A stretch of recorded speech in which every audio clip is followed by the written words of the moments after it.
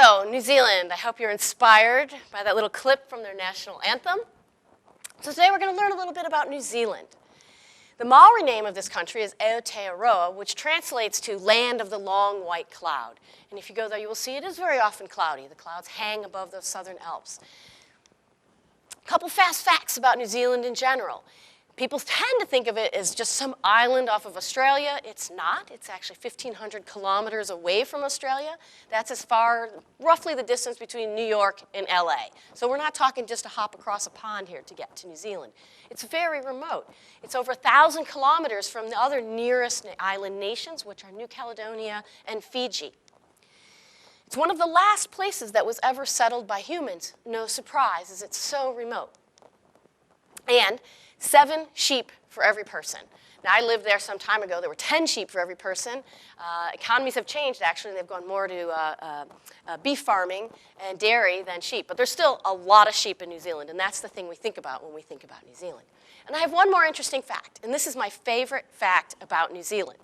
And that is that in 1893, women were given the right to vote. It was the first country in the world to give women the right to vote. And as we learn more about the history, you'll see why. This was a nation built on the equality, the working together of men and women. It was a tough place to be. And so it's no surprise they were the first to give women that kind of power.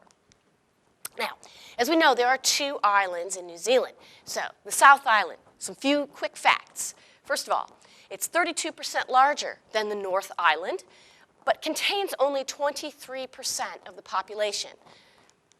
It's also called the mainland because it is larger than the North Island, and it is the 12th largest island in the world. It has a very temperate climate. So throughout the, from north to south in New Zealand, there's a wide range of climates. This most southerly island is going to be much more temperate, known for cooler temperatures and moderating temperatures, even colder winters. I like, when visiting there, I think about it as it's almost like a miniature of the United States, if you think about the climate. So if you go from the east here, on the east coast, you'll see flat plains and wide beaches and very moderate climate, mild winters. Heading up towards the mountains, you get into high plains, much as we would find in our Midwest, in our upper Midwest. Then you get to mountains, just like our Rocky Mountains. And then on the west coast, it's wet and rainy, just like our Pacific Northwest. So you could cross New Zealand and kind of imagine, it's almost like driving across the US, but in far less time. Also, as I mentioned, the west coast, very wet, rainy, and the geology and the landscape there is characterized by fjords and mountains, which we will talk about in a little bit. Now, let's go to the North Island. The North Island is the 14th largest island, so it's not that much smaller than the South Island. However, it contains 77% of the New Zealand population, so by far most New Zealanders live in the north. That's about a total population of 4.8 million. So New Zealand's not a heavily populated nation, slightly more, I think, than the state of California. It has a much warmer climate. As I said, as you go from north to south, you see a wide range of climates. And in fact, up in the north, it gets quite warm, and they have beautiful beaches that are subtropical, and they even have some of the most southerly coral reefs. It's also characterized by lots of geothermal activity, as well as volcanoes. The capital of New Zealand is Wellington, and Wellington is located at the southern end of the North Island. And it's a beautiful city. It's a vast metropolis. It's a very bustling, thriving city. You'll see tall skyscrapers, beautiful architecture. There's a lovely Oriental Bay, which is the beachfront right there, right downtown, where the local people go to bathe, sunbathe, and enjoy many of the cafes and attractions that are right there on the water. It's a cultural city, lots of museums, lots of history. This is the National Museum of New Zealand, where they have artifacts of their natural world, but they also have lots of Maori artifacts and lots of information about the history of New Zealand. Now, one of the things that New Zealand is known for is sort of the wildlife and the nature. But you might not be the kind of person that wants to go out and actually experience wildlife. You might be someone who'd rather watch Animal Planet than live it. So if you want to get in touch with the wildlife in New Zealand, you can actually do this in Wellington at the Wellington Zoo. You can see things like the native kiwi bird, for which New Zealand is famous, and of course the people there derive their nickname as Kiwis. You can also see the kia, which is the only mountain-dwelling parrot. It's the bane of the skiers in the mountains there. This bird is very clever, and in fact, you have to be careful when you park your cars up in the mountain areas, because they will come in, they'll peck the bindings off of your skis. They like to unscrew the little caps off of your pressure valves in your tires. You come back from a day of skiing, you've got flat tires, and the Kias are just squawking away in joy at their cleverness. But they are beautiful. One of my favorite animals is the tuatara. It's the most primitive reptile known. It's a very ancient reptile, only found in New Zealand. That means it's endemic. It's only found there in New Zealand. These animals are very, very interesting. Many people keep them in captivity in like zoos and some local animal parks and so on.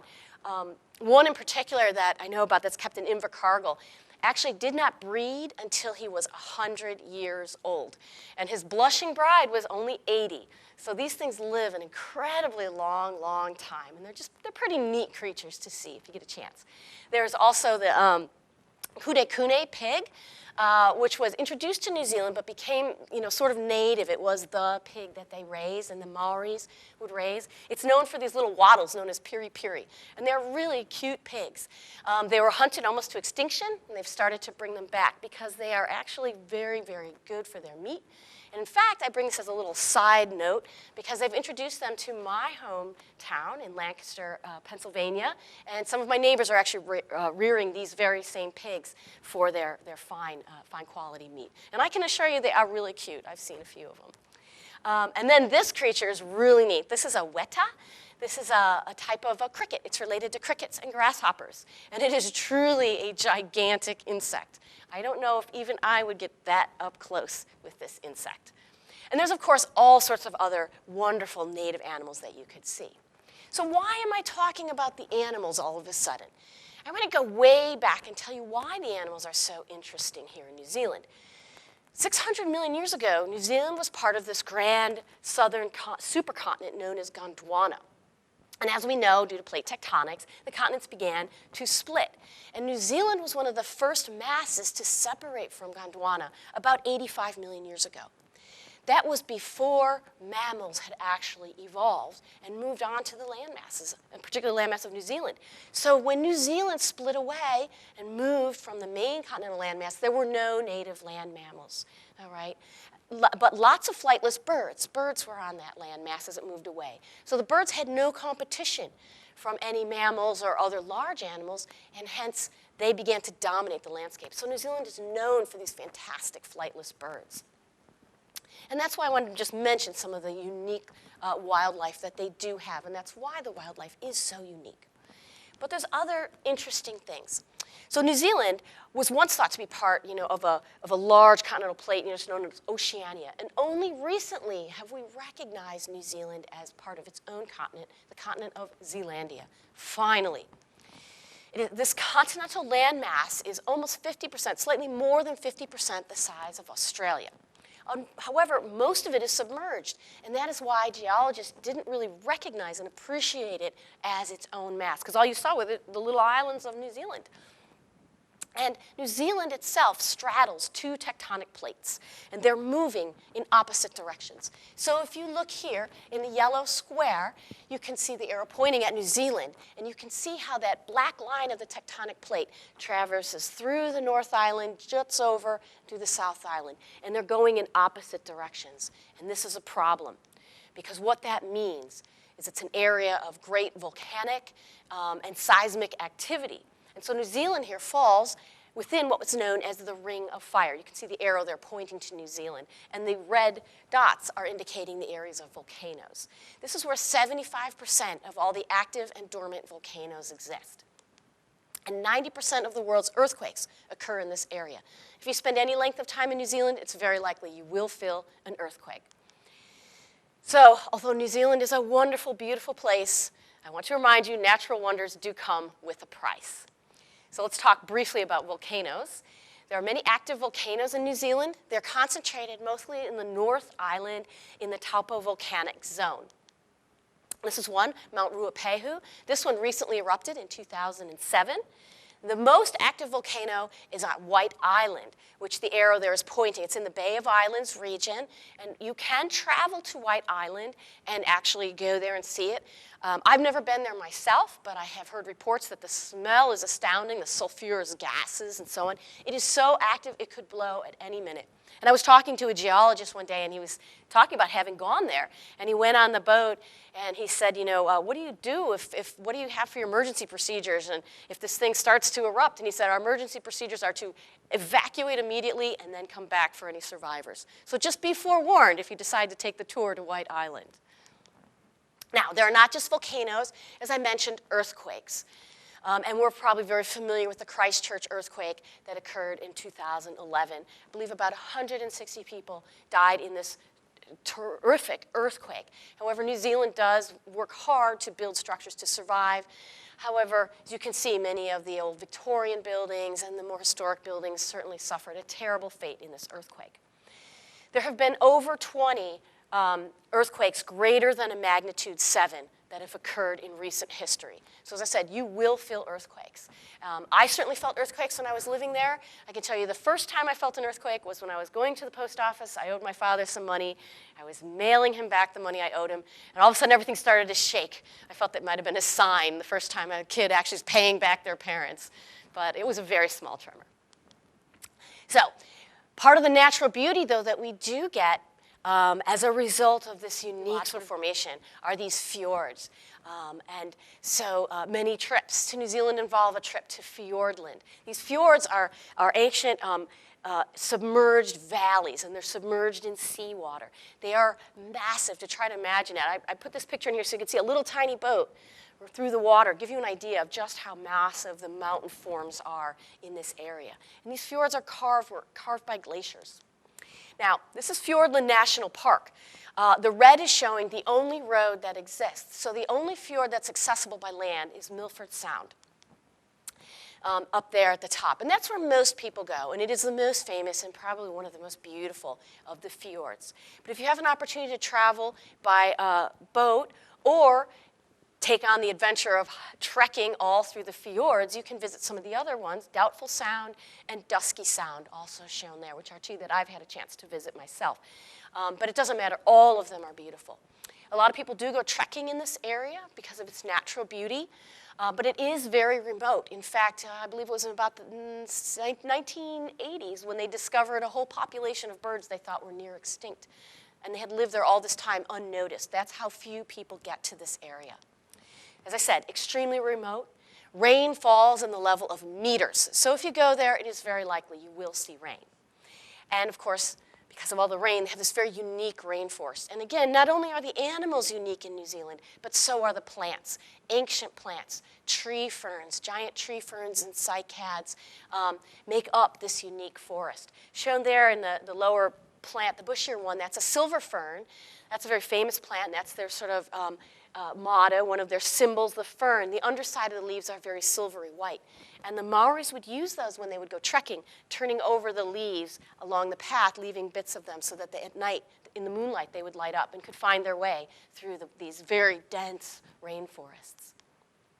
As I said, you're likely to have rain there, and if you do, you would be lucky to see it because it's truly beautiful to see. These are tremendous waterfalls, water just falling from absolutely everywhere.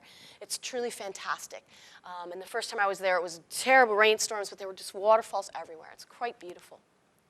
Now, New Zealand's indigenous people are the Maoris, and the word Maori translates as ordinary people.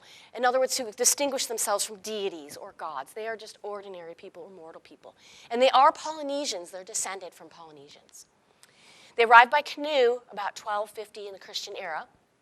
And you can see here, the earliest Polynesians originated from somewhere near Taiwan. They began traveling by water to populate the various islands throughout Polynesia, and then some of them traveled south, and those are the ones that traveled south and began to populate down in New Zealand.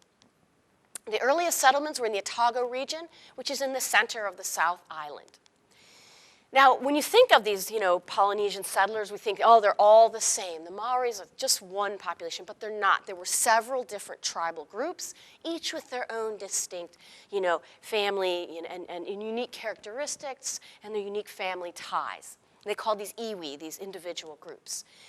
Because this particular Polynesian population migrated so far south and had very little contact with other Polynesians, they developed their very own unique language. They are a warrior culture. Warring and fighting is very important. It's part of the essence of being a Maori, actually.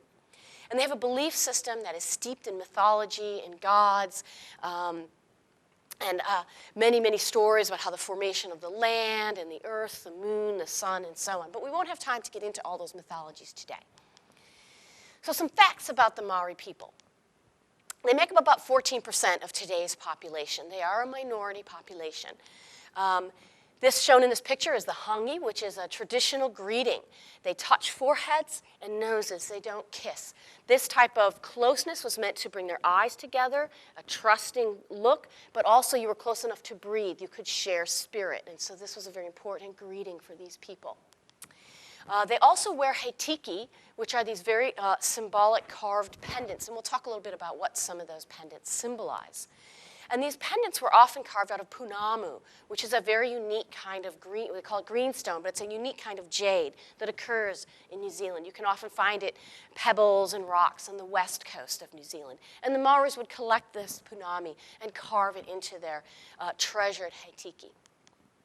So what are these heitiki? They're beautiful ornaments. They were symbolic carvings, as I said. They were worn by both men and women. They were status symbols, so the size, if it was carved from greenstone, that was certainly more valuable than one carved from bone. And as I said, they could be carved in bone, wood, and other materials. But the most important were those carved out of the greenstone. They were very precious, and they were considered sacred. They would be gifted and passed down from family member to family member. Because as you wore that, and they would wear them all the time, as you wore it, your spirit would be imparted into this heitiki. And so it would be something that would carry your spirit with you forever to the person that would be gifted to. One of the most common one is the koru, or the fern frond. And so done so, as you can see, the spiral is similar to the spiral of the fern frond as it outgrows, okay? And for those of you that are really dying to know about this, that growth pattern is called circinate vernation. There's some information I have stored in the back of my brain that I have to find use for. There it is. So the fern fronds grow in this unwhirling fashion, and this symbolized sort of new life, new beginning, sort of a positive change, growth and positive change. Other heitiki symbols, one of my favorites is the he matau, which is the hook. This would be worn by fishermen and sailors. It was worn for prosperity because, of course, fishing and fish were food, but it was also worn for safety while you're traveling across water. There's also the pikura, which is a twist, which is a symbol for eternal friendship or eternal love or an eternal bond, sort of an eternity symbol.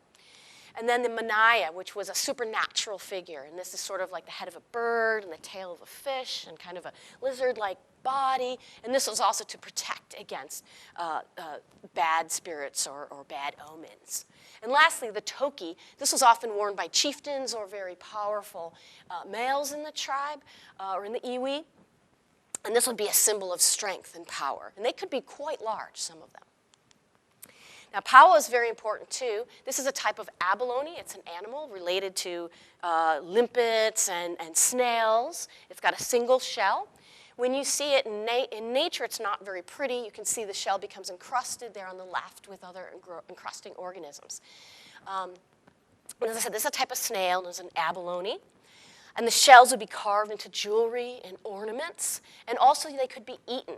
And if you're noticing the foot, it's turned up on the right here. That foot is black. And in fact, that is what the flesh looks like. If you eat paua fritters or any sort of paua food, it's going to look black, which is a little unnerving at first. But it actually tastes really, really good. And as I said, it was eaten as a delicacy. The moko is the Maori tattoo. And this is one of the most important parts of Maori culture. This was a status symbol as well, and also a means for advertising, for sexual attraction. They often would tattoo parts they wanted to advertise to members of the opposite sex. They would get their first moko as a rite of passage into adulthood. The men would typically tattoo their buttocks, they would tattoo their thighs, and their whole face. The women would typically tattoo their lips and their chin, and often around their nostrils. Tattooing around the nostrils is particularly important. That's kind of your signature area. And this moko is an important symbol of cultural identity. Many modern Maoris today will actually go and get moko and get tattoos as a way to honor and be part of their cultural identity. The ta moko is the tattoo process, which is an extremely difficult and sacred process. The tahunga ta moko was the person who actually did the tattooing. They were considered tapu, which means they are sacred. If you go to New Zealand and you're going to say walk in a certain place and someone says, no, it's tapu, it means that's sacred. Honor that and don't walk there or touch that or whatever it is. Tapu means sacred. So what they would use is this uhi, which is a bone chisel. Made of bone or wood. It's a little chisel. And they would actually like cut into the skin. Then they would cut these grooves and they would fill them with a type of ash that they would get from particular trees. Sometimes they would use ground up a particular type of caterpillar that would have this infection of a fungus that would impart a particular color and consistency to this ash-like inky paste that they would use. They kept their inks in very special pots, and they would be carved elaborately. This one you can see even has some paua shell inlay in the eyes. Now again, this was considered a sacred process. It would be done throughout your lifetime. Your first one when you reached adulthood, and then you would continue to get more of these. But again, it was extremely painful. Unlike a tattoo where they just prick little bits of ink under the skin, this actually cut through the skin, and so then the skin would overgrow the groove of ink, so they were actually raised on the surface. This is showing someone getting a modern day procedure of mimicking the ancient procedure that would have been done. Obviously, in the olden days, they wouldn't have worn rubber gloves. But there was a long recovery, and particularly if you're tattooing your face, you can't eat. So they would use these special feeding funnels called korure, and they would use those to put liquid foods down in to stay nourished during this recovery process. Doesn't sound like a lot of fun. Now, the moko were not just random. You didn't just pick a design because you liked it or you wanted to. They meant something about you. And you can see here, different places on the face. It would tell your marital status, your rank. The part under the nostrils, that was like your signature, who you were. And so you could look right away. And when you got close in the hangi, you could see and identify that person. Also your birth status, other aspects of your life. So this was really like your resume. This was a history of your achievements. This was a history of your place in your iwi. It was a history of who you were. And so really wearing your resume on your face. The marae. This is the center of Maori culture.